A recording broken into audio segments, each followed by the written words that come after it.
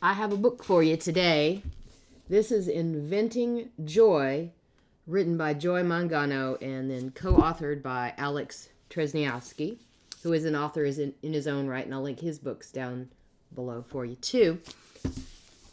I did not know the story of Joy Mangano. I just knew that I had seen her on the various shopping channels promoting her velvet hangers and her self-wringing mop, and I just didn't think much about her. But then I picked up her autobiography, and I found out she's quite a force to be reckoned with. She's been an inventor since childhood, and the first thing she wanted to invent was a fluorescent dog collar. But she never got around to doing it, and then she found out that someone else had thought of it and marketed it. And so that changed her way of thinking, and she thought, well, if I have something to do, I'd better get to doing it. And so later in life, she kept thinking of things. She'd find a problem, and she'd say, I wonder how I could solve this problem. And so with the Miracle Mop, she realized that using the mop meant getting your hands dirty, and it meant getting your hands wet, and mops just weren't really clean things. And so you'd buy a $5 mop and you'd replace it rather often. But she thought, I could make a mop that wrings itself, and that you could actually put the mop part in the washer and keep using it, and I could charge $20 for it, but you don't have to keep buying one.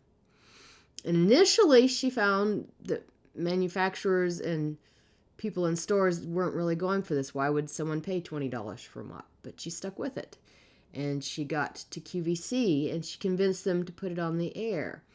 But when they put it on the air, they didn't have her do it. They had just a random man in a garage doing it, and he didn't really know what he was doing, so people didn't buy the mop. So she fought for her invention, and she said, I need you to tell them what's good about this mop. So they said, fine, you go on the air. And the mop sold out immediately because she had a passion for her product. And what shines in this story is her passion for doing things correctly, for finding how things can be better, and for using that logic not only with her products, but also with her relationships. She says, the product is king. If you make a good product, make it where people want it, you will succeed. And she says you should think of your life as a product. If you have a life that isn't doing what you want to, you're the consumer, do something about it, get a better product, get a better life. And she has a core of steel. She goes through life finding solutions to problems. And what I like about this book is that she ends it with her philosophy in great detail, letting you know how you too can achieve good things by realizing that the product is king, by willing to take your eye off the goal and do the steps to the goal, by actually organizing yourself into steps.